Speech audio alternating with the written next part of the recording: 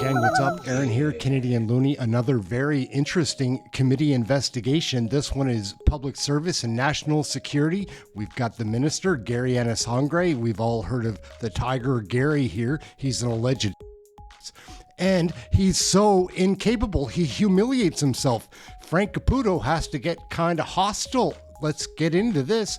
It's one to watch. These committee meetings are always wild. Let's check this one out. We'll now turn to questions and comments on the part of members of Parliament, starting with MP Caputo. Thank you, Mr. Chair. I ask these questions through the Chair, and before that, I do thank you for attending, Minister, with all of your colleagues. Through the Chair, I ask the following questions. Minister, 600 foreign nationals were set to be deported. 70% of them committed violent crimes, including sex assaults. Where are they? Thank you, Mr. Caputo. Thank you for that question. As you're aware, the Canada Border Services Agency is tasked with removals of those who are deemed to be Minister, I'm sorry, we don't need a preamble. We just need an answer. Where are the 600 people who were set to be deported? Maybe I'll ask this way. Do you know where they are? Yes or no? Mr. Chair, if I may respond to this question in whole. So, as you're aware, the CBSA is tasked with the removal of those who are inadmissible to Canada. In this particular case, we have been ensuring that removals have been taking place at an unprecedented rate. I asked about the 600 people, Minister. I didn't ask about removals at an unprecedented rate. Do you know where they are? Yes or no?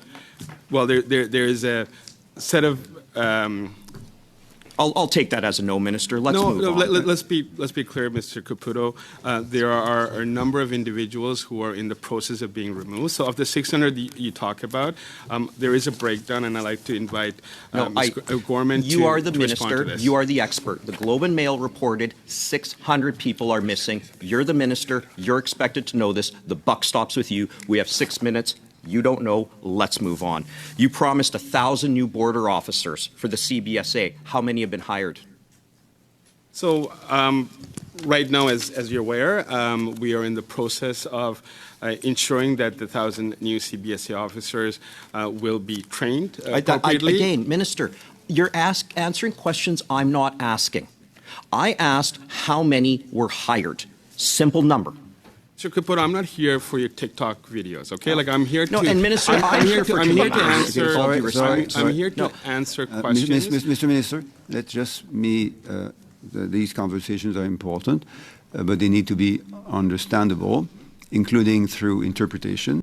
Duclos is one of the creepiest people that ever stepped foot inside the House of Commons. What a weird guy this is. So I have some tolerance to bilateral interactions, which is fine. That can in some cases speed up and increase the efficiency of the conversation. But if it leads to people not being able to understand the flow of the conversation, I'll have to intervene. I'll commence. First of all, TikTok is banned in Canada. Second, I don't have an account. I'm here for Canadians. I'm here for answers. You can obfuscate. I will continue to press forward. RCMP didn't know how many of the 1,000 officers that they promised were hired. Just a number. How many? So I will invite the RCMP Commissioner I want to hear it from you, Minister. This question. From you, Minister. But I'm not responsible for hiring of the officers. You're not. I beg your pardon. You are the Minister. I'm sorry.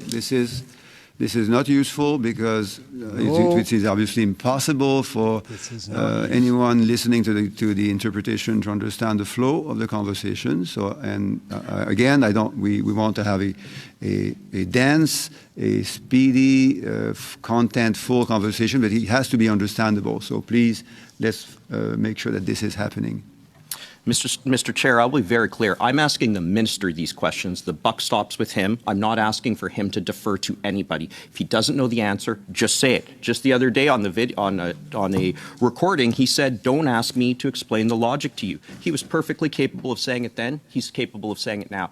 Minister, do you know the number of the 1,000 promised RCMP officers? Yes or no? Speaker, the RCMP are preparing to hire 1,000, including ensuring that training facilities at depot are equipped, because this will be solely for federal policing. And the work at depot to ensure that the right modules, the right level of training is in place is currently being prepared. And as soon as they're able to recruit, they will be hired and they will be on our streets. Okay, that is a zero, I take it then, because you wouldn't give us a number. Now, Mr., you said in leaked audio that the gun buyback wouldn't work. Do you stand by that? That is not what I said, Mr. Caputo. Well, you could have fooled me, Minister. You actually said, quote, don't ask me to explain the logic to you. You talked about how it's only been 3 weeks on the job. I'm not an expert on this, right? I'm not an expert. The tone that you said was that this wouldn't work. It was being done for politics. Do you stand by that, yes or no? That is not correct. Do you believe that the buyback will work? The buyback is right now being implemented. There's a pilot right now in Cape Breton. That is not what I asked. Mr. Chair, I would like I think the fair way to do this is that I get adequate time to respond to questions posed. So if I may, the buyback program is currently being implemented. There's a pilot right now in Cape Breton, Nova Scotia. From all accounts, the registration appears to be going well. We are ironing out any logistical issues that may arise. Okay. That registration, the program Minister, will be let's expanded talk across about that. Point of order, Mr. Chair. Point Yes. of order. I'm sorry to disrupt, but I really want to hear the answer, whether answer is that you like or not, but I want to learn, and I have the same right as any other members here and the people who are watching. So I appreciate if you can leave the time. And plus, I want to add, Mr. Chair, that TikTok is not banned in Canada. It's available on the app stores. Thank you. That is... Mr. Chair, I'm asking questions here. This is my time. This is Canadians' time. Mr. Chair, I will not be interrupted. Your time has stopped, Mr. Caputo, so what I'm going to say is not going to reduce your time available. But I think the point is that we want the conversations to be again dense, to be as forthcoming and as useful as they can be, but they cannot overlap. So if I hear two people speak at the same time, it must be impossible for interpreters to do their job. Mr. Chair, I will reclaim my time, Canadians' time, when the minister is going on and on for speaking. I understand the Liberals want to protect the Liberal minister. I'm not here for that. I'm here for answers. Let's keep going here. You spoke about Cape Breton Island.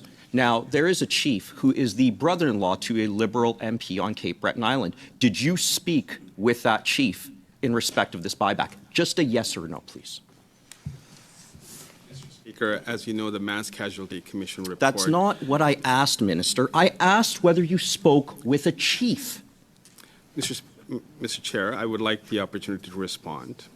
The Mass Casualty Commission report indicated that governments need to do everything in their powers to ensure that I asked whether you Mr. Caputo, Mr. Chair, he doesn't get to talk out the clock. He has to answer. I asked whether he spoke with a chief, Chair. That's it. He doesn't get to talk about turkey basters or whatever we're going to talk about here. He has to speak about the questions he's given, and I won't stand for this as somebody representing Canadians to let him talk out the clock. I'm sorry, Mr. Chair, Point but of I order, won't do that. Mr. Chair. Mr. Isasi? I would like to remind Mr. Caputo that we all represent Canadians around this table, and it's important for us to actually have an opportunity to hear from the minister. This session is not just for theatrics. All of us here want to listen from the minister, have a better appreciation of what is being done. So I'd appreciate it if Mr. Caputo would kindly provide the minister the necessary time to provide comprehensive responses. Thank you. Okay, thank you. You have another 10 seconds, Mr. Caputo. Did you speak with that chief, yes or no?